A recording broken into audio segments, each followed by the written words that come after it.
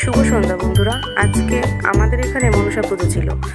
মায়ের মন্দিরের ওখানে আজকের দিনে অনেক পাঠা বলি হয়। আমার বরের এক বন্ধু সেই বলির প্রসাদ দিয়ে যায় আমাদের বাড়িতে। তো সেই রান্নাটাই আজকে তোমাদের সাথে শেয়ার করতে চলে এলাম। তো কিছুই না, প্রথমে মাংসটাকে ধুয়ে প্রেসার কুকারে একটু নুন দিয়ে সেদ্ধ করে নিলাম। তারপর শুকনো লঙ্কা, জিরে, আদা, রসুন, ধনে, গোলমরিচ ভালো করে বেটে নিলাম। বেটে নেওয়ার পর কড়াতে শুকনো লঙ্কা, তেজপাতা, জিরে ফোড়ন দিয়ে পেঁয়াজ কুচিটা লাল লাল করে ভেজে নিলাম। এরপর তাতে বাটা মশলা দিয়ে ভালো করে কষিয়ে নিলাম।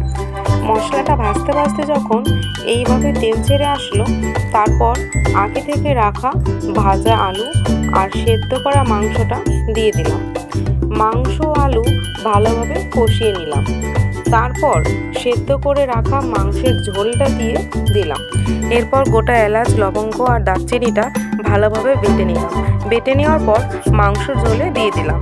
ব্যাস, আমাদের মাংসের ঝোলটা রেডি হয়ে গেছে। গরম গরম ভাতের সাথে গরম গরম মাংসের ঝোলটা দিয়ে বরমশাইকে খেতে দিয়ে দিলাম। আজকের মতো টাটা, ফিরে আসবো নতুন একটা ভিডিও নিয়ে। ভিডিওটা যদি ভালো লাগে তাহলে অবশ্যই একটা লাইক, কমেন্ট আর শেয়ার করে দিও।